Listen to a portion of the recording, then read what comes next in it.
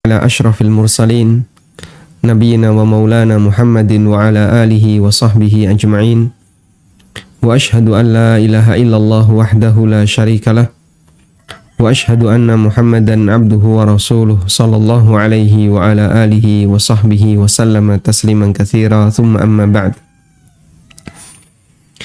Alhamdulillah, kembali kita lanjutkan pelajaran rutin kita dengan membahas buku tafsir salat, dan insya Allah kita akan membaca beberapa poin terutama terkait bagaimana mengendalikan pikiran ketika salat. Kita akan membaca bahwa salat itu sudah sibuk. Bagi Anda yang memiliki bukunya, silahkan dibuka halaman 5. Salat itu sudah sibuk. Karena dalam sholat kita melakukan berbagai macam kegiatan ketika sholat, pikiran kita juga sedang sibuk. Sibuk memikirkan apa yang kita lakukan ketika sholat. Nabi SAW menyebut sholat dengan kesibukan. Disebutkan dalam sebuah riwayat dari Ibnu Mas'ud radhiyallahu anhu, beliau bercerita bahwa beliau pernah memberi salam kepada Nabi SAW ketika Nabi SAW sedang sholat. Namun Nabi SAW tidak menjawab salamnya Ibnu Mas'ud. Seusai sholat, Nabi SAW bersabda, "Inna fis salati la syughla." Di dalam sholat itu ada kesibukan. Inna fis salati la syughla. Sesungguhnya dalam sholat itu ada kesibukan. Ya. Beliau menyebut sholat dengan kegiatan yang berisi kesibukan. Karena orang yang sholat secara lahir batin sedang melakukan banyak aktivitas.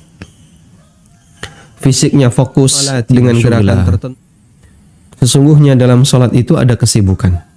Ya. Beliau menyebut sholat dengan kegiatan yang berisi kesibukan. Karena orang yang sholat secara lahir batin sedang melakukan banyak aktivitas. Fisiknya fokus dengan gerakan tertentu, batinnya juga fokus dengan memikirkan hal tertentu. Artinya dalam sholat pikiran orang tidak kosong, namun penuh dengan kegiatan. Catat bagian ini. Dalam sholat pikiran orang tidak kosong, sehingga tidak ada istilah mengkosongkan pikiran. Mengosongkan pikiran ketika sholat, tidak. Tapi sholat penuh dengan kegiatan. Lahirnya ada kegiatan, bagian fisik ada kegiatan, batinnya juga ada kegiatan. Dan secara prinsip, jika orang melakukan kesibukan tertentu, ya, maka dia akan melupakan kesibukan yang lain. Sebagaimana batin kita, jika hati ini melakukan kesibukan tertentu, maka dia akan lupa dengan kesibukan yang lainnya. Sehingga ketika Anda sedang sibuk, misalnya fokus mengerjakan tugas, atau lagi fokus membaca sesuatu yang penting, maka Anda ketika dipanggil orang lain, bahkan kadang dikasih salam orang lain, Anda tidak akan merespon, karena Anda sedang fokus. Kita akan merasa terganggu ketika Anda sedang membaca WA, atau berita, atau Anda sedang nelpon, kemudian tiba-tiba ada orang yang mencolek Anda, lalu ngajak bicara. Anda akan menghindar dulu, karena Anda sedang fokus dengan satu kegiatan tertentu. Maka demikian pula sholat. Sholat itu disebut oleh Nabi SAW dengan kesibukan. Inna fis salati la syughla. Sesungguhnya dalam sholat itu ada kesibukan. Karena semua dalam sholat kita sedang melakukan kegiatan lahir dan batin. Selanjutnya yang menjadi pertanyaan adalah, lalu apa yang perlu kita pikirkan ketika sholat? Apa yang perlu kita pikirkan ketika kita sedang sholat? Sementara berbicara dengan jiwa sendiri itu menghilangkan rasa khusyuk dalam sholat. Sebagaimana dalam pertemuan kemarin, kita telah menyampaikan Nabi SAW menyebutkan bahwa di antara orang yang tidak khusyuk dalam sholatnya adalah yuhadditsu fihi ma nafsah. Dia berbicara dengan dirinya sendiri. Berbicara dengan dirinya sendiri Artinya pikirannya melayang kemana-mana. Dan kemarin kita kasih gambaran ya, sebagaimana orang dalam film itu kan kadang ada adegan orangnya diem, tapi kemudian tiba-tiba terdengar suara yang itu mewakili suara batin. Itulah contoh yuhadditsu fihi ma nafsah. Dan orang yang sedang sholat kadang dia berbicara dengan dirinya sendiri, melayang kemana-mana pikirannya. Lalu apa yang harus kita pikirkan agar sholat kita disebut sebagai sholat yang khusyuk? Saya pernah bertanya kepada orang yang pernah mengikuti pelatihan sholat khusyuk, ya, yang harganya cukup mahal ya. Ketika itu harganya ya sekitar 1 juta ke atas. Sehingga untuk bisa bergabung ke situ, orang yang nggak mampu nggak bisa belajar. Ada jawaban yang beraneka ragam. Ada yang ngasih jawaban, saya ketika sholat membayangkan seolah-olah di depan saya itu ada Ka'bah. Sehingga dalam pikirannya, ngarepmu ini Ka'bah. Depanmu ini adalah Ka'bah. Ada juga yang bayangin, saya ketika sholat seolah-olah saya itu berada di luar angkasa. Ya, sehingga kanan kiri saya itu penuh dengan bintang-bintang, kemerlapan, langit yang demikian luas. Ada juga yang membayangkan saya ketika sholat membayangkan seolah-olah di depan saya itu serba putih, sehingga tidak ada benda apapun, ya, kosong, serba putih, selain hanya warna putih yang dia lihat. Itu kan bayangan-bayangan yang dihadirkan ketika hamba ini ingin khusyuk. Tapi dia kebingungan gimana caranya mengendalikan pikiran. Saya tidak tahu apa yang diajarkan dalam pelatihan sholat khusyuk itu. Cuman saya penasaran, mereka yang sudah ikut sholat khusyuk, pelatihan sholat khusyuk, saya ingin tahu gimana caranya sholat khusyuk. Ternyata jawabannya beda-beda. Ada yang ketika khusyuk itu diartikan membayangkan Ka'bah, membayangkan warna putih di depan, membayangkan seperti di awang-awang, dan aneka bayangan-bayangan yang lainnya. Baik, coba kita perhatikan khusyuk.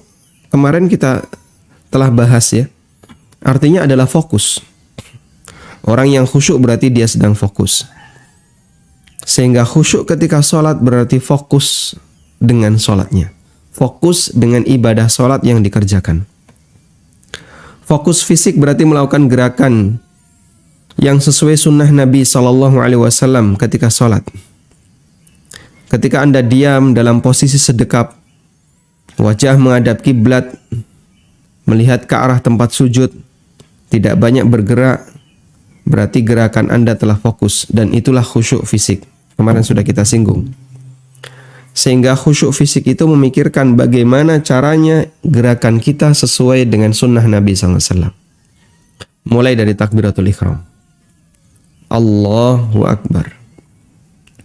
Ada teorinya, Pak? Ada. Sehingga tidak main sembarangan. Sebagian besar kita ketika takbiratul ihram itu gerakannya gerakan otomatis. Kok bisa?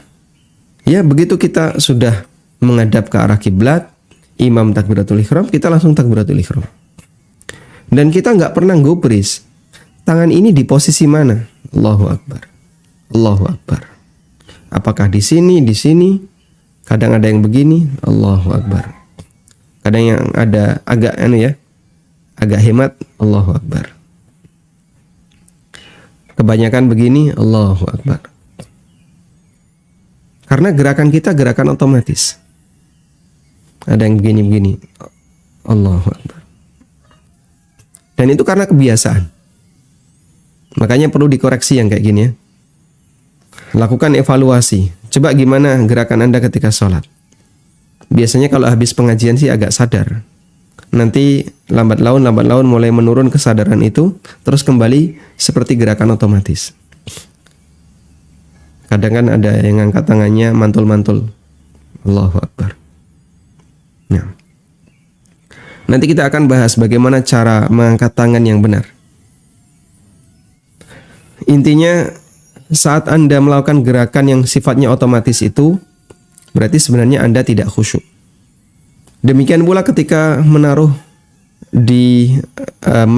kedua tangan di dada. Ada yang di dada, ada yang di perut, ada yang di bawah pusar, ya. Ada yang begini, ada yang di jantung ya, ada yang di organ liver, hati. Ini mana yang benar ini? Serong kanan atau serong kiri? Baik. Dan ketika kita tidak tahu bagaimana cara sholat sesuai sunnah, kita nggak bisa melakukan khusyuk fisik.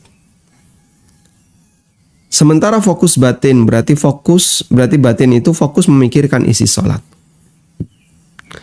Fokus batin artinya batin fokus memikirkan isi sholat.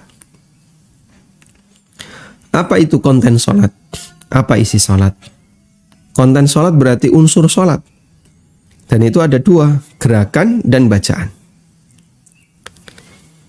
Karena itu fokus terhadap isi sholat berarti fokus memikirkan gerakan dan bacaan dalam sholat. Nah ini yang mau kita kasih kesimpulan. Gimana sih khusyuk dalam sholat? Khusyuk dalam sholat adalah istihdharul qalbi, menghadirkan hati untuk memikirkan gerakan dan bacaan ketika kita sedang sholat. Bukan malah mikir yang lain. Bukan malah mikir di luar angkasa, di depan ada kain warna putih, atau mikir di depannya ada Ka'bah. Betul Anda menghadap ke arah kiblat dengan harapan itu lurus tepat ke Ka'bah, meskipun belum tentu ya. Karena kan jarak kita jauh sekali. Apalagi mikir, kadang ada orang mikir, apa misalnya, seolah-olah sholat di surga. Saya pernah dengar ada orang yang menyampaikan, saya itu merasa sangat tenang ketika saya sholat. Saya membayangkan seolah-olah saya sholat di tepi sungai, lalu ada suara gemercik air. Ya, suasana penuh dengan ketenangan, ada suara burung-burung. Ya, kayak sholat seperti di surga. Sehingga malah dia memikirkan yang lain, merancang suasana ketika sedang sholat. Itu berarti memikirkan yang lain.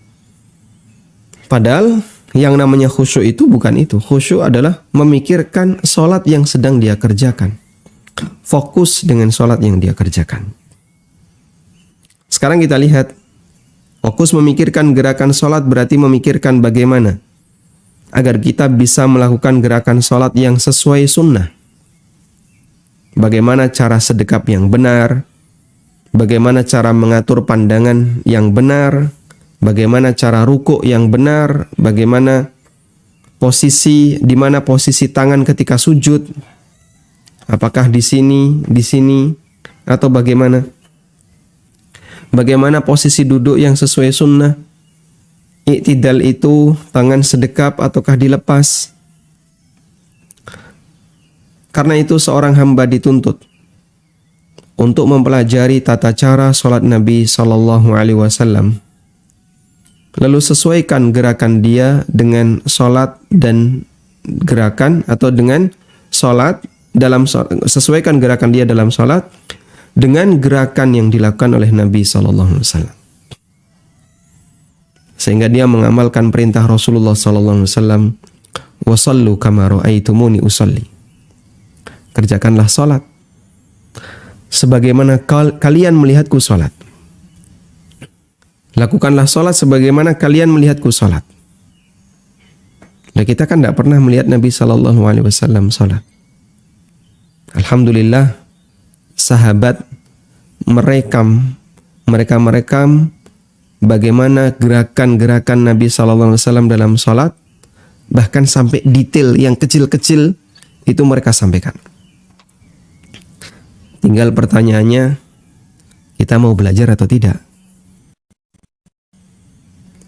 Sehingga sampai posisi jari itu rapat atau renggang, posisi kaki ketika sujud, kaki itu rapat atau renggang, bagaimana cara Nabi SAW mengisyaratkan jari telunjuk saat tasyahud, sampai posisinya itu mereka ceritakan.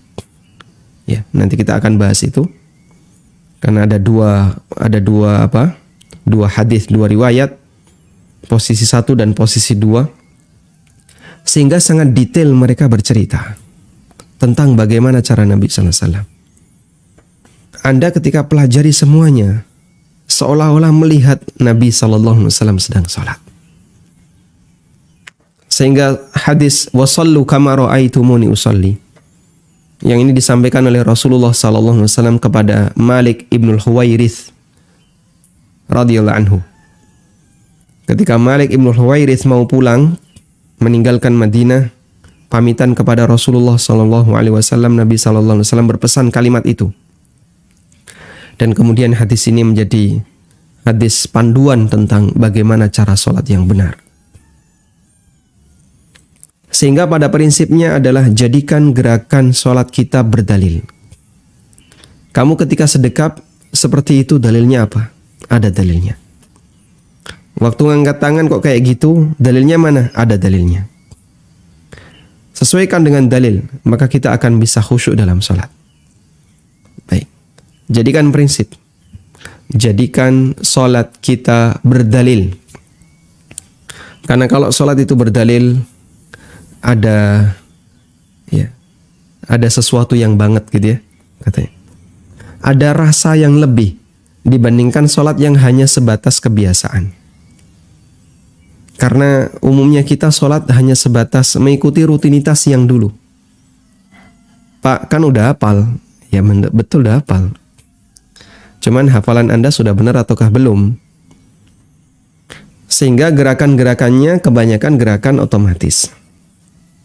Apalagi kita itu cenderung dalam sholat itu latah. Sampingnya kayak gitu, kita kadang ikut kayak gitu. Teman-teman yang baru ngaji misalnya, baru hijrah, dia kadang ketika sholat masuk ke masjid. Setelah masuk masjid ini, nanti akan ada kajian Ustadz A, Ustadz B. Dia perhatikan kanan kirinya, oh itu sholatnya kayak gitu, yang itu. Terus dia tiru-tiru. Padahal dia nggak ngerti kenapa itu seperti ini, yang itu seperti ini. Dia nggak ngerti. Akhirnya tiru-tiru itu kadang berubah jadi begitu takbir, mantul-mantul dulu. Allahu Akbar.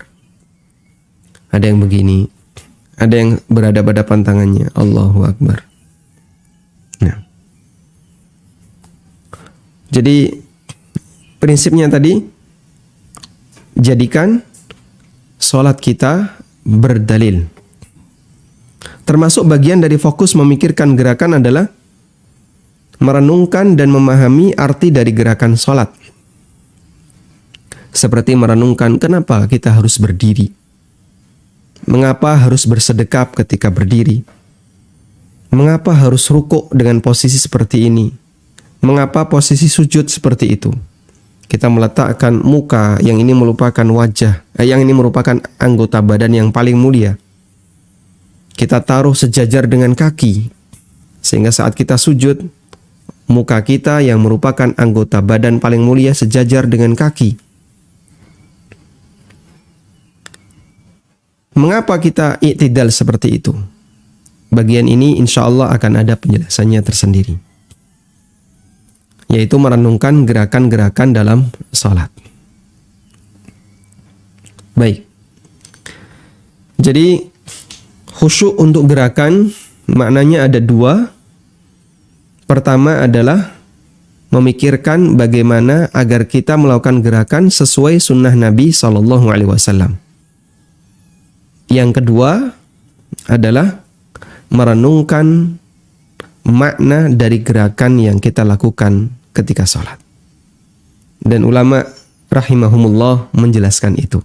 Sehingga kita tinggal tiru bagaimana penjelasan mereka, kita pikirkan penjelasan mereka itu. Nanti insya Allah akan kita bahas. Selanjutnya adalah memikirkan bacaan dalam sholat. Bentuknya adalah merenungkan setiap bacaan, merenungkan makna setiap bacaan yang dilantunkan dalam sholat. Seperti memahami makna takbiratul ihram, memahami makna doa iftitah, kita mengucapkan kalimat misalnya Allahumma ba'id baini wa baina khatayaya kama ba'adta bainal masyriqi wal maghrib. Ya Allah, jauhkanlah antara diriku dengan kesalahanku sebagaimana Engkau jauhkan antara timur dan barat. Timur dan barat itu pernah ketemu nggak? Gimana kalau ke timur dan barat ketemu? Nggak ada kehidupan. Karena ini arah dan nggak mungkin dia ketemu. Itu salah satu di antara contoh. Ya. Kita bertakbir Allahu Akbar. Lalu kita ingat utang. Ya. Allah lebih besar dibandingkan seluruh kegiatan duniamu. Karena Nabi SAW pernah memberikan tafsir dari takbir Allahu Akbar adalah Allahu Akbar kabira min kulli syai. Allah Maha besar dibandingkan segala sesuatu. Sehingga mungkin di situ kita memikirkan A, memikirkan B, memikirkan proyek. Begitu kita takbir, maka sudah selayaknya kita lupakan itu semuanya. Allah lebih besar dibandingkan itu semua. Dan itulah salah satu di antara bentuk memikirkan makna bacaan ketika salat. Merenungi bacaan Al-Fatihah, termasuk ketika imam membaca surat, lalu kita renungkan kalimat demi kalimat yang dibaca oleh imam. Masya Allah Pak, itu kami nggak paham bahasa Arab. Ya memang fokus di bagian kedua ini lebih rumit untuk dilakukan. Karena orang yang sholat harus memahami bahasa Arab dan mampu memahami maknanya. Dan itulah yang menjadi latar belakang buku ini kami tulis. Sehingga saya ketika menyampaikan ini dalam beberapa kajian, ya keluhan mereka, gimana saya bisa paham doa iftitah, doa ketika sujud, ruku, i'tidal, kita nggak paham bahasa Arab. Sementara nggak ada pembahasan itu. Dan itu yang menjadikan latar belakang saya untuk menulis buku ini. Berarti perlu ada satu penjelasan khusus, isinya tentang doa-doa dalam sholat dan tafsirnya. Renungan yang bisa kita pahami dari kalimat-kalimat itu. Sehingga ketika kita sholat, kita bisa memahami makna dari setiap bacaan yang kita ucapkan. Cuman mohon maaf, untuk bacaan imam nggak ada di buku ini ya. Karena kalau bacaan imam saya masukkan buku ini nanti jadinya buku tafsir. Sehingga imam misalnya membaca surat Al-Falaq, Pak di sini nggak ada tuh penjelasan surat Al-Falaq. Ya kalau saya turuti imam baca apa nanti buku ini jadinya buku tafsir. Sehingga untuk bacaan Qur'annya kita kembalikan ke buku-buku tafsir. Anda bisa baca kitab-kitab tafsir. Alhamdulillah Al-Ustadz Dr. Piranda sudah banyak menulis tafsir, sudah sampai juz berapa? Ya, juz 29 sudah selesai, sudah terbit ya. 28 sudah. Ada juz amma, ada juz 29, ada juz mungkin sudah juz 28 sudah terbit. Sehingga itu mungkin bisa jadi alat bantu bagi kita ketika kita memilih beberapa surat pendek, baik di juz amma atau di juz 29, Anda sudah pernah baca tafsirnya. Ngefek itu Pak, ngefek. Ternyata sholat kita ada sesuatu ketika kita membaca surat-surat yang sudah pernah kita ketahui tafsirnya. Termasuk ketika kita mendengar imam membaca. Imam membaca misalnya surat Al-Ikhlas. Saya pernah mendengar tafsir surat Al-Ikhlas. Oh, makna qul wallahu ahad seperti ini. Makna Allahus Samad seperti ini. Sehingga timbul ada respon batin dengan apa yang kita dengar. Dan itulah khusyuk terkait bacaan dalam sholat. Baik, fokus atau kembali kepada memikirkan bacaan sholat. Bagian inilah yang akan kita jabarkan lebih banyak sehingga sangat membantu seorang hamba untuk menyibukkan dirinya agar dia memikirkan setiap bacaan dalam sholatnya. Sehingga pikirannya nggak kosong, tapi pikirannya memikirkan sesuatu. Nah, ketika seseorang atau seorang hamba fokus memikirkan dua hal ini, berarti sang hamba telah fokus memikirkan isi sholatnya. Dan itulah jatah khusyuknya dalam sholat. Kalau ini bisa 100%, Masya Allah, luar biasa. Anugerah besar. Tapi biasanya yang kayak gini nggak bisa tahan lama, Pak. Di depan fokus, nanti pikiran lepas, entah mikir kemana. Kadang kita teringat sesuatu yang tidak kita ingat sebelumnya. Melayang, balik lagi, melayang, balik lagi. Dan itulah perjuangan yang harus kita lakukan agar sholat kita bisa menjadi kafarah dari dosa-dosa yang pernah kita kerjakan. Baik. Selanjutnya kita akan membahas tentang 5 catatan tentang khusyuk dalam sholat. Untuk mengenal lebih dalam mengenai khusyuk dalam sholat, berikut kami sajikan 5 catatan tentang khusyuk dalam sholat. Pertama, tentang hukum khusyuk. Dalam Al-Quran, Allah banyak memuji orang yang khusyuk ketika sholat. Di antaranya, surat Al-Mu'minun, ayat 1 dan 2, Allah berfirman, Qad aflahal mu'minun, alladzina hum fi salatihim khashi'un.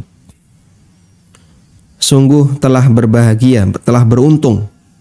Sungguh beruntung orang-orang yang beriman, yaitu orang-orang yang mereka khusyuk dalam sholatnya. Dan para ulama mengatakan, apabila Allah menyebutkan balasan, lalu setelah itu Allah menyebutkan sebab kenapa orang ini bisa mendapatkan balasan itu, maka kalimat lanjutannya merupakan illah dari keberadaan balasan. Sehingga Allah menyebutkan balasan bagi mukmin adalah al-falah, qad aflahal mu'minun.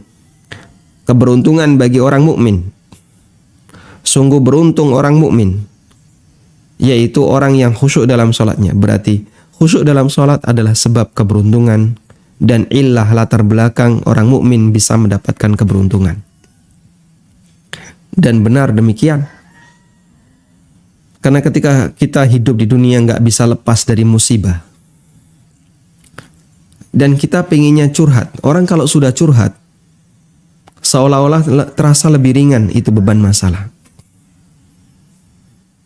Dan curhatnya seorang muslim adalah dalam sholatnya. Dia bermunajat kepada Rabbnya, kepada Allah Subhanahu wa Ta'ala. Makanya Nabi SAW ketika beliau punya masalah besar, karena Nabi SAW idza jadabahu amrun shalla. Nabi SAW kalau punya masalah besar beliau sholat. Sehingga beliau tidak nangis tengkurap. Ya, biasanya wanita kan kayak gitu ya, punya masalah sedih nangis tengkurap. Beliau juga tidak kemudian misalnya terus piknik kemana, jalan-jalan, tidak. Tapi yang dilakukan oleh Rasulullah SAW, begitu beliau punya masalah, beliau sholat. Allah juga berfirman ketika memuji Zakaria alaihissalatu wassalam, fastajabna lahu wa wahabna lahu Yahya.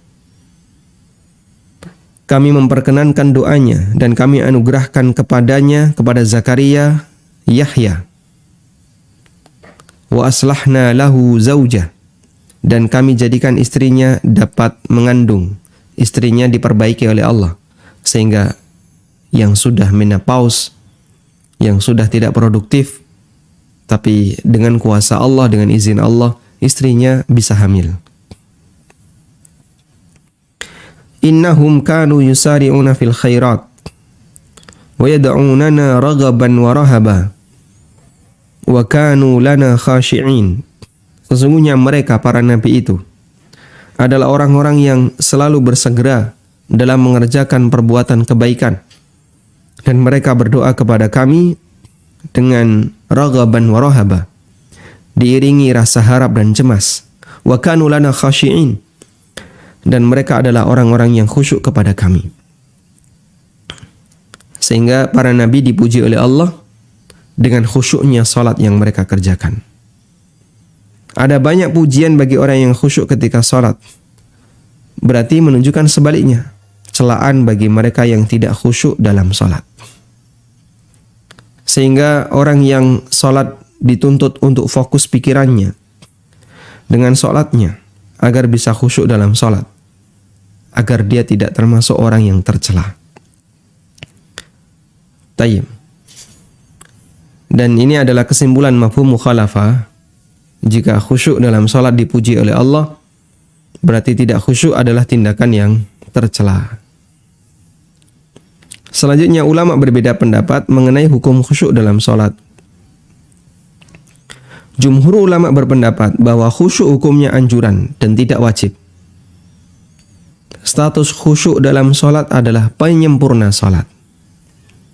Alasannya, orang yang salat sambil memikirkan dunia, salatnya sah selama dia masih sadar terhadap salatnya.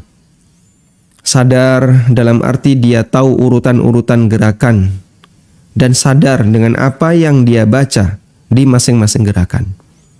Sehingga ketika berdiri dia sadar ini waktunya baca Fatihah.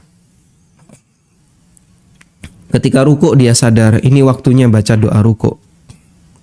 Ketika i'tidal dia mengucapkan Sami Allahu liman hamidah dan tidak mengucapkan Allahu Akbar.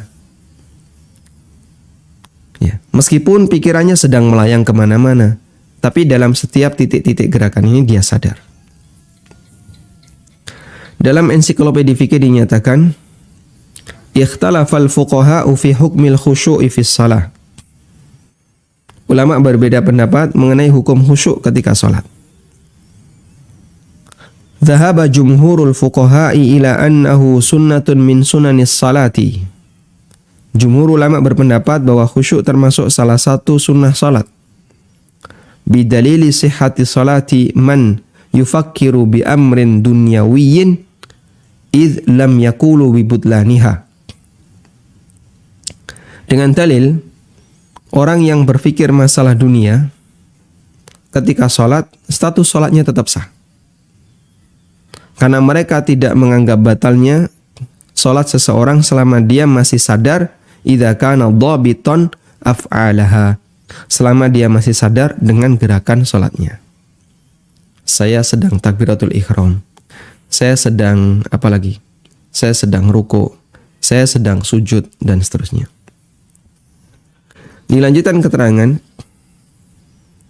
wa dhaba ba'du fuqaha'i kullin minal hanafiyah wal malikiyah wal syafi'iyah wal hanabilah ila anna al khusyu'a lazimun min lawazimis salah. Sementara sebagian ulama di kalangan Hanafiyah, Malikiyah dan Syafi'iyah serta Hambali, mereka mengatakan khusyuk itu salah satu kewajiban salat. Hanya saja mereka beda pendapat. Ini cukup panjang bahasa Arabnya, saya langsung kutipkan terjemahannya ya. Hanya saja mereka berbeda pendapat mengenai status kewajibannya. Ada yang mengatakan khusyuk termasuk kewajiban dalam salat, namun salat tidak batal ketika tidak khusyuk karena ma'fu, dimaafkan. Ada yang mengatakan khusyuk termasuk kewajiban dalam salat dan salat batal jika tidak khusyuk. Ada yang mengatakan khusyuk itu syarat sah salat, namun syarat untuk sebagian dan bukan keseluruhan. Sehingga menurut pendapat ini harus ada khusyuk di sebagian kegiatan salat, meskipun tidak khusyuk di tempat yang lain. Sebagian ulama yang mengambil pendapat ini, mereka menentukan bagian salat mana yang harus khusyuk. Mereka mengatakan selayaknya khusyuk dilakukan ketika takbiratul ihram. Baik. Nah.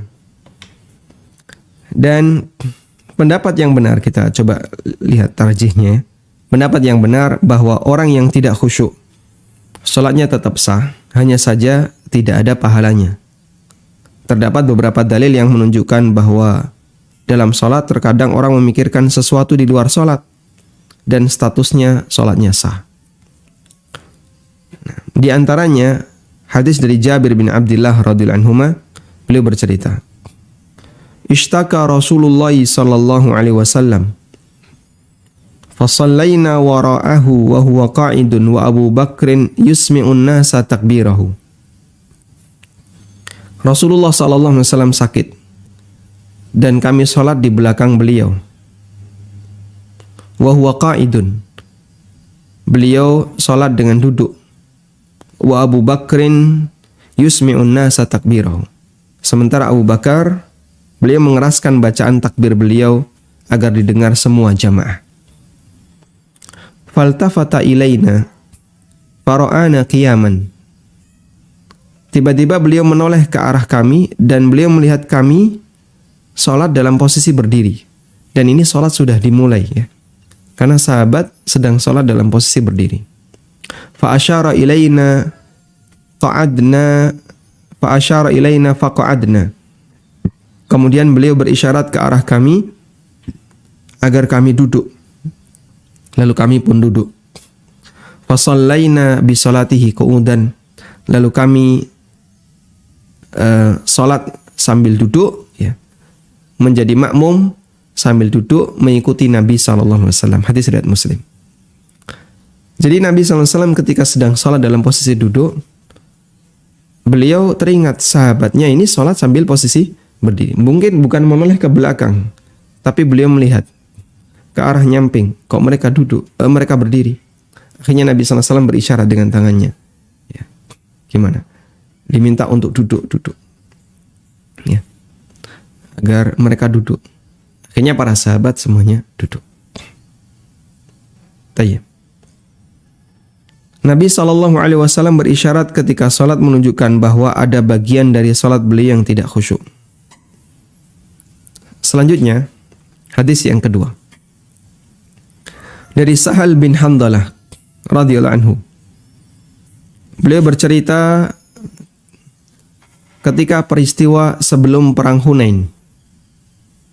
Beliau bercerita salah satu cuplikan sejarah sebelum kejadian perang Hunain, bahwa Nabi SAW mengutus seseorang untuk berjaga malam di sebuah lembah, memperhatikan keadaan sasaran. Menjelang subuh, Nabi SAW selalu bertanya, adakah perkembangan informasi dari penjaga malam? Sampai akhirnya dikumandangkan iqamah salat subuh. Sahal bin Handalah radhiyallahu anhu menegaskan, faja'ala Rasulullah sallallahu alaihi wasallam yusalli wa huwa yaltafitu ila syi'bi hatta idza qada salatahu wa sallama. Nabi sallallahu alaihi wasallam mengerjakan salat wa huwa yaltafitu ila syi'b. Sementara beliau sambil menoleh ke arah lembah itu. Syi'b lembah ya. Jadi beliau salat kiblat, lembah itu mungkin agak serong dikit. Dan sebenarnya beliau sedang menunggu informasi apa dari penjaga malam yang ada di lembah itu. Barangkali mereka datang. Ya, mungkin mereka mau datang. Sehingga Nabi SAW salat subuh sambil mengarahkan pandangannya ke arah Syi'b tadi. Ke arah lembah tersebut. Sampai beliau selesai salat dan salam. Ini menunjukkan bahwa terkadang beliau tidak khusyuk dalam sebagian salatnya. Artinya sempat memikirkan A, memikirkan B. Kemudian hadis dari Uqbah bin Amir bahwa beliau pernah salat di belakang Nabi SAW. Tiba-tiba seusai salam, Rasulullah SAW langsung bergegas pulang sampai melangkahi pundak sebagian makmum. Setelah itu beliau balik lagi ke masjid dan beliau mengatakan, "Dzakartu syai'an min tibrin indana, fakarihtu ayyahbisani fa'amartu bi qismatihi." Tadi saya teringat tadi saya teringat ada seonggok emas di rumah. Saya tidak ingin emas itu jadi pikiranku. Fakarihtu ayah bisani. Maka saya tidak ingin emas itu jadi pikiranku. Maka aku pun pulang dan aku perintahkan untuk segera dibagikan. Masya Allah. Sehingga waktu itu Nabi SAW ngapain? Ketika sholat beliau kepikiran ada emas yang belum dibagikan kepada fakir miskin. Beliau kepikiran emas itu sejak beliau masih sholat. Sehingga sholat tidak batal disebabkan amal hati. Disebabkan tadi ya, adanya misalnya pikiran sedang melayang ke kanan atau melayang ke kiri dan seterusnya. Dan masih banyak dalil yang lainnya, seperti Nabi SAW pernah sholat dan beliau berniat untuk memanjangkannya, namun beliau mendengar ada bayi nangis. Kemudian beliau mempercepat sholatnya dan beliau menyampaikan alasannya, karena saya tidak ingin ibunya sedih, nanti ibunya kepikiran. Demikian pula beliau pernah sholat di rumah, kemudian Aisyah datang. Lalu beliau bukakan pintunya. Termasuk beliau sholat sambil menggendong cucunya yang bernama Umamah bintu Abil As bin Rabi' radhiyallahu anhuma. Hanya saja unsur khusyuk harus ada dalam setiap sholat yang dikerjakan seseorang. Baik, jadi sampai di situ tadi kita mendapatkan kesimpulan bahwa kalau sholat itu tidak khusyuk, tidak sampai batal. Namun unsur khusyuk harus ada dalam sholat yang dikerjakan seseorang. Sehingga jika ada orang yang sholat dan tidak khusyuk sama sekali, 100% nggak khusyuk, kepikiran yang lain terus, maka sholatnya batal.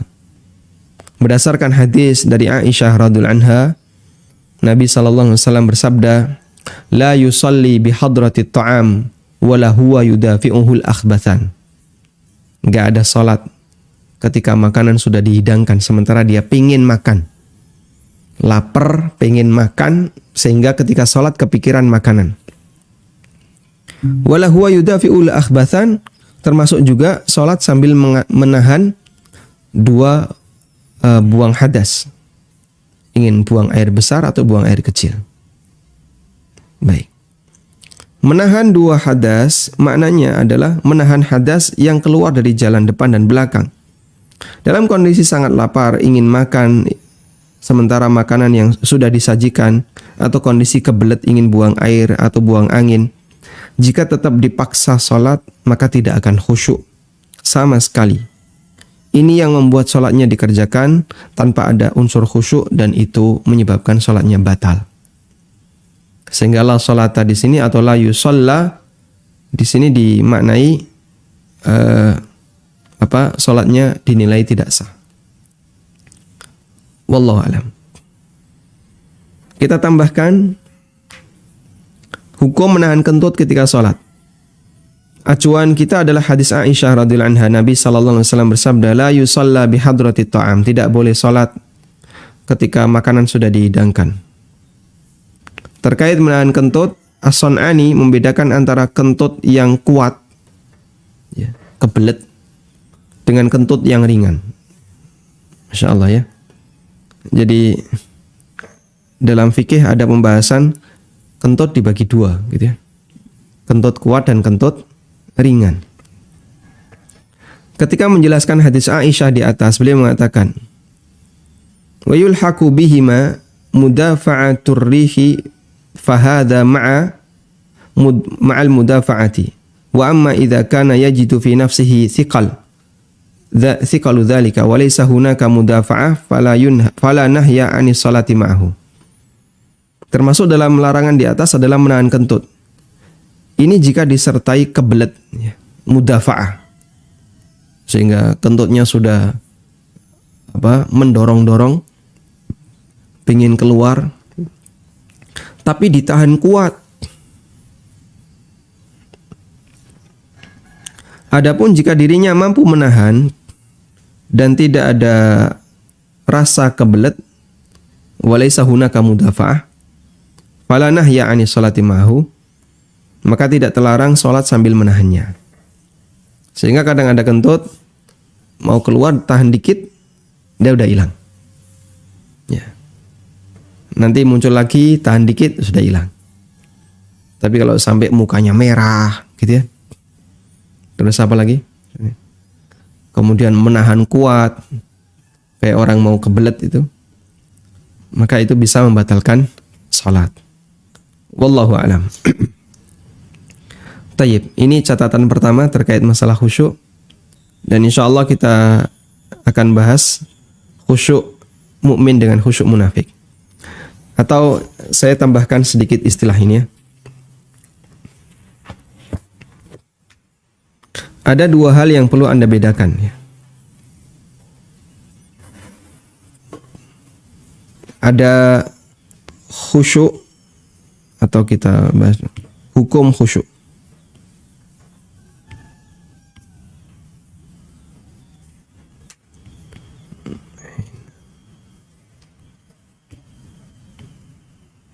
Hukum khusyuk tadi ya.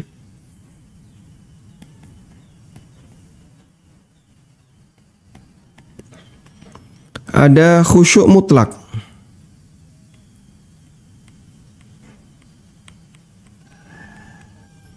Ada mutlakul khusyuk.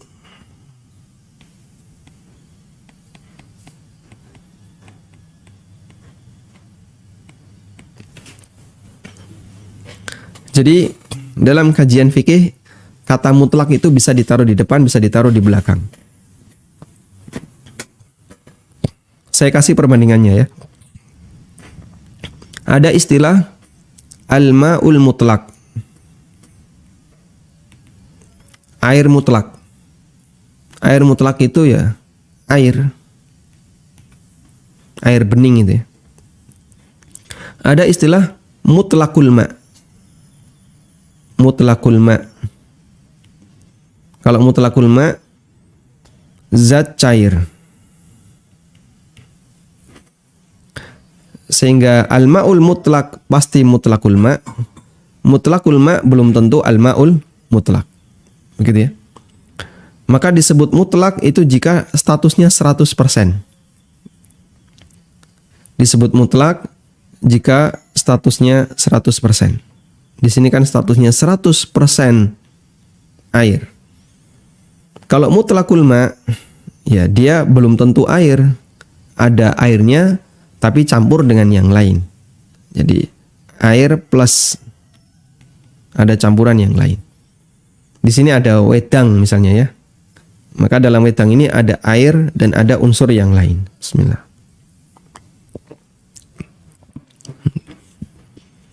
Maka wedang ini disebut dengan mutlakul ma'. Alhamdulillah. Baik, khusyuk juga seperti itu. Khusyuk mutlak itu khusyuk 100%. 100% khusyuk. Mutlakul khusyuk itu berarti khusyuk tapi kurang. Khusyuk tapi kurang. Berapa persen? Ya, wallahu alam tergantung orangnya. Ada yang cuma 5%, 10%, sekian persen ya. Tayyib.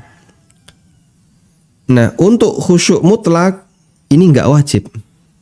Karena mustahil kita bisa melakukannya. 100% khusyuk itu mustahil kita bisa melakukannya. Sedangkan mutlakul khusyuk ini wajib. Nah, selanjutnya ulama beda pendapat. Mutlakul khusyuk itu harus ada di mana? Minimal untuk bisa disebut sholatnya sah. Ada sebagian yang mengatakan minimal takbiratul ihram harus khusyuk. Meskipun kadang bisa jadi setelah itu dia nggak khusyuk. Intinya dalam sholatnya harus ada unsur khusyuk meskipun sedikit harus ada unsur khusyuk. Wallahu ta'ala alam. Baik, demikian yang bisa kita bahas. Semoga bermanfaat. Wassallallahu ala nabiyyina Muhammadin wa ala alihi wa sahbihi wasallam wa akhiru da'wana alhamdulillahi rabbil alamin. Salurkan donasi Anda. Tidak ada satupun di antara sahabat Nabi SAW yang punya kemampuan kecuali mereka wakaf Untuk pembangunan SDTQ MIPS melalui rekening Bank Syariah Mandiri, kode bank 451 Nomor rekening 7441049999 atas nama Yayasan Amal Abadi Indonesia. Info donasi 082 12345 7441. Semoga Allah Subhanahu wa taala memberikan keberkahan dan kemudahan. Wassallallahu ala nabiyyina Muhammadin wa ala alihi wa sahbihi wasallam. Wa akhiru da'wana alhamdulillahi rabbil alamin. Wassalamualaikum. Alhamdulillah. Selanjutnya kami persilahkan bagi Anda yang mau bergabung. Baik, silahkan. Assalamualaikum Ustaz. Waalaikumsalam warahmatullah. Silakan Bapak. Ya Ustaz, saya mau tanya Ustaz, di sini kan keterangannya bahwa orang tidak khusyuk itu sholatnya tetap sah, hanya tidak ada pahalanya.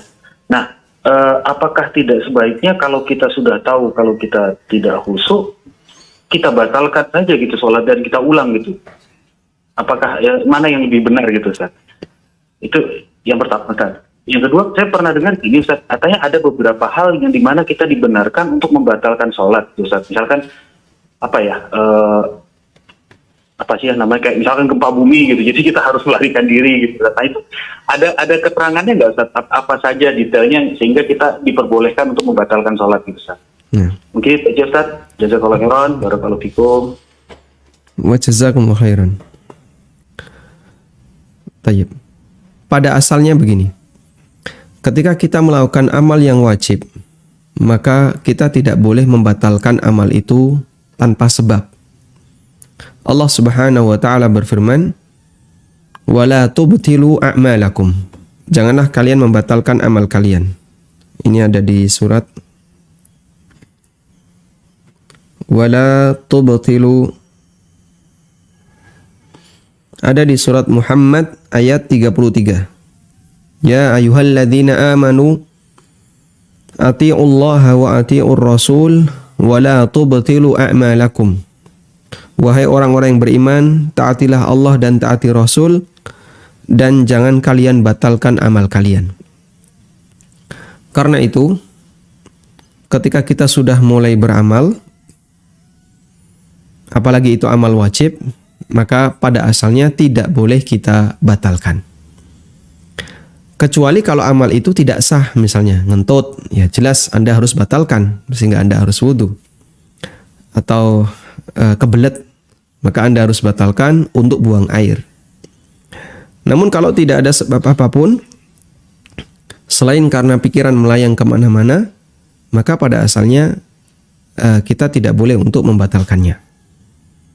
Orang ketika berpuasa qadha, dan itu puasa wajib, apalagi puasa Ramadan yang tepat pada waktunya di bulan Ramadan. Ketika dia sudah mulai berpuasa, maka dia tidak boleh membatalkannya, sehingga harus dia selesaikan. Haji dan umroh juga demikian.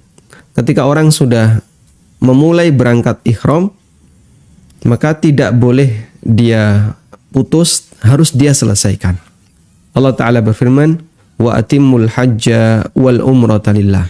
Sempurnakanlah haji dan umroh untuk Allah Ta'ala. Sehingga pada asalnya kita tidak boleh membatalkan amal ketika amal itu sudah kita mulai untuk amal yang wajib.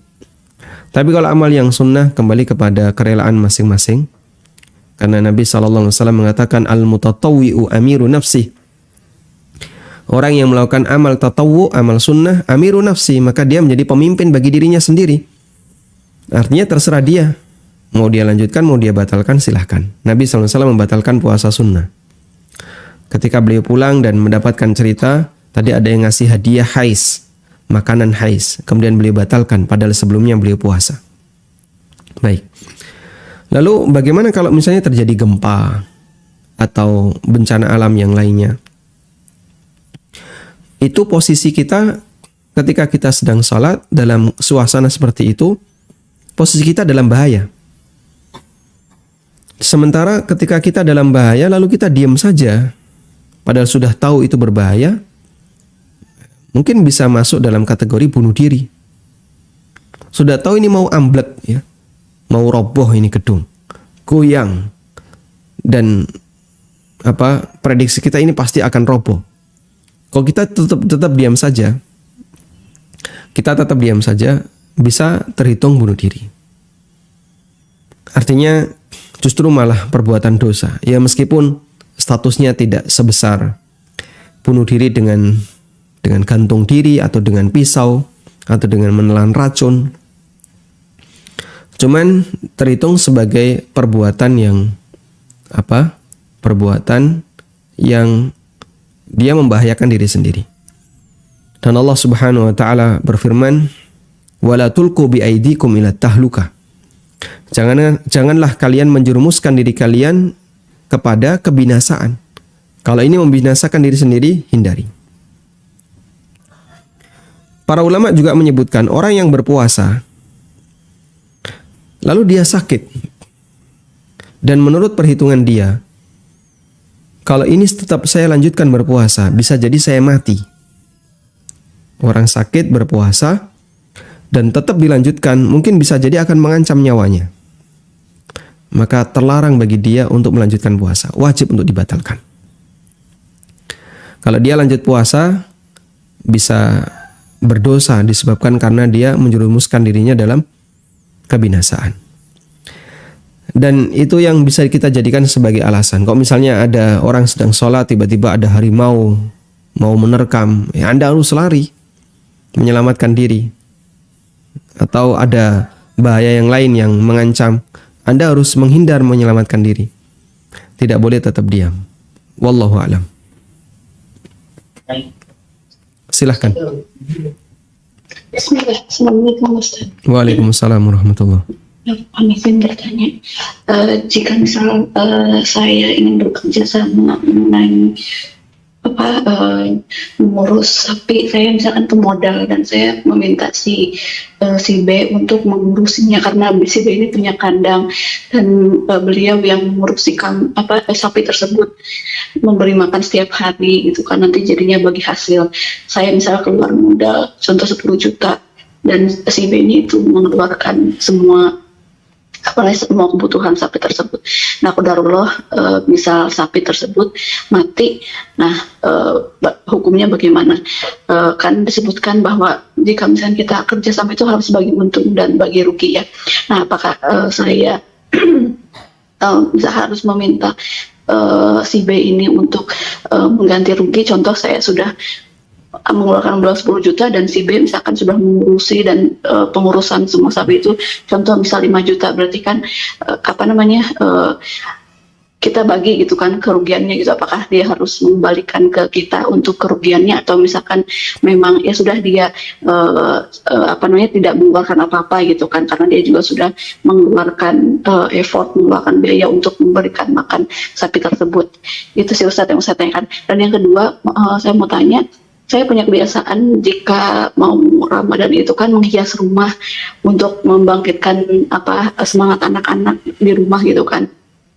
Apakah diperbolehkan misal saya menggantung-gantung lampu hias di luar rumah gitu kan dengan tulisan-tulisan yang thayyib, dengan lampu-lampu yang menyala-nyala, apakah itu termasuk ikut-ikutan seperti orang yang contoh Natalan kan banyak tuh yang menggunakan lampu-lampu gitu kan, apakah diperbolehkan atau tidak?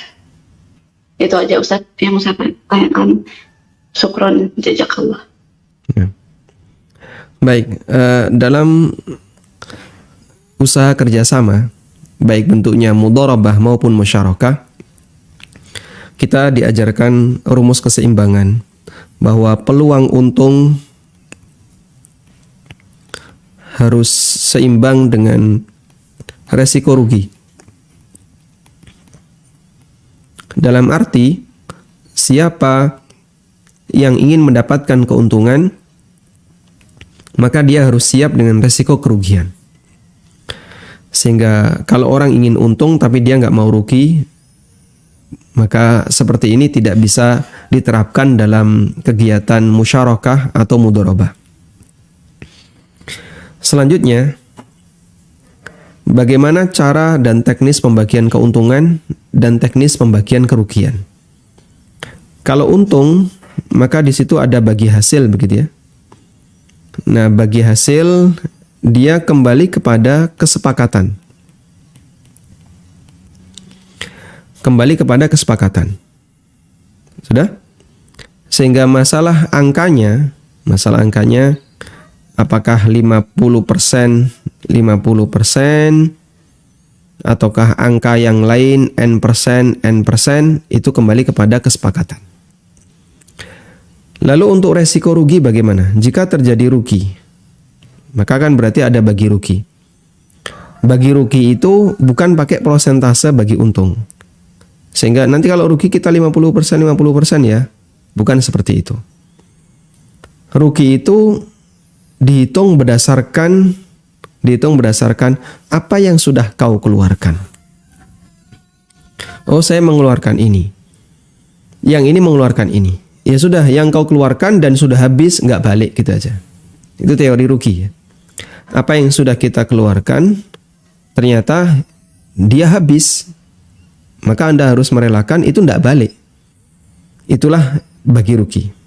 Sehingga kalau tadi Anda sebagai pemodal misalnya mengeluarkan uang 10 juta ya. Lalu mudharib pengelola dia menyediakan kandang. Kandang ini kan ada lahan. Anda nggak perlu sewa lahan kandangnya. Plus tenaga. Dia sudah merawat selama beberapa waktu. Sapinya mati. Sapi mati. Terus gimana? Sapi mati ini apa yang bisa dimanfaatin? Tidak ada Pak. Bangkai tidak boleh dijual. Baik. Berarti nggak berubah jadi uang sepeser pun. Ini boleh disamak kulitnya. Cuman nanti kulitnya nggak boleh dijual ya. Sehingga untuk kepentingan pribadi. Tapi kadang mungkin Anda akan kerepotan, buat apa kulitnya, sudahlah, buang semuanya aja. Lalu dibuang semuanya ya. Ketika dibuang semuanya, ini kan hilang. Ini hilang. Pengelola kehilangan tenaga. Kandangnya utuh. Kandang utuh. Sudah? Maka kandang balik ke pengelola wong dia utuh. 10 juta hilang semuanya, ya Anda jangan balik, Anda minta balik sepeser pun. Saya minta balik sebagian. Nah kan sudah hilang ini. Maka apa yang kita keluarkan, lalu usaha itu rugi, sehingga modal kita hilang, yang hilang jangan minta balik. Wallahu alam. Yang kedua, bolehkah kita menghias tadi ya, menghias rumah? Wallahu alam, saya tidak tahu jawabannya. Apakah ini masuk tasyabuh ataukah tidak dengan orang non-muslim ketika mau hari raya kemudian rumahnya dihias dengan kelap-kelip lampu, itu masuk tasyabuh ataukah tidak? Namun intinya memotivasi anak-anak untuk semangat beribadah itu satu hal yang bagus, dan metode seperti ini saya nggak tahu hukumnya ya. Mungkin Anda bisa tanyakan kepada ustadz yang lain. Wallahu a'lam. Bismillah. Bagaimana apabila dalam sholat kita memikirkan dosa-dosa kita? Apakah ini termasuk masih dalam kategori khusyuk dalam sholat, Ustadz? Memikirkan dosa ketika sholat termasuk bagian dari khusyuk dalam sholat, karena kita meyakini kita sedang menghadap Allah. Lalu nanti kita memohon ampun kepada Allah Subhanahu wa Ta'ala ketika sedang sujud atau ketika kita sedang duduk tasyahud. Sehingga kita mohon ampun, teringat dosa kita. Bukan teringat perbuatannya, tapi teringat saya punya dosa. Dosa itu besar, dosa itu bahaya. Teringat perbuatan buruk yang kita lakukan. Lalu kita mohon kepada Allah. Jika maksudnya adalah dalam rangka untuk bermunajat dengan Rabb kita, dan kita mohon ampun kepadanya, maka itu bagian dari khusyuk. Karena khusyuk termasuk juga bermunajat dengan Allah Ta'ala. Dan nanti akan dijelaskan oleh Ibnu Qayyim, bentuk khusyuk yang tertinggi levelnya adalah ketika dia sholat bisa menikmati munajat dengan Allah.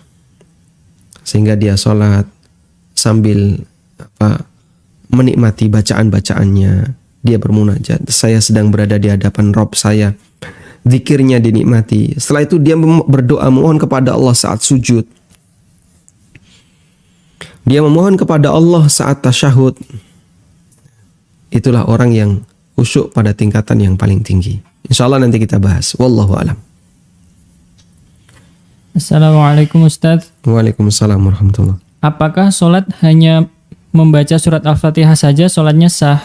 Dan apa yang dimaksud dengan memperingkas sholat dan kerjakan sholat dengan ringan? Apakah sholat dengan membaca Fatihah saja sholatnya sah? Jawabannya sah. Karena Fatihah rukun, sementara bacaan surat setelah Fatihah hukumnya sunnah. Meskipun kalau bisa jangan sampai cuma Fatihah saja. Karena Nabi SAW hampir semua sholat wajib beliau membaca Fatihah dan surat kecuali untuk rakaat setelah tasyahud akhir, setelah tasyahud awal. Sehingga rakaat ketiga, keempat beliau tidak membaca surat selain Fatihah. Lalu apa yang dimaksud dengan memperingkas sholat?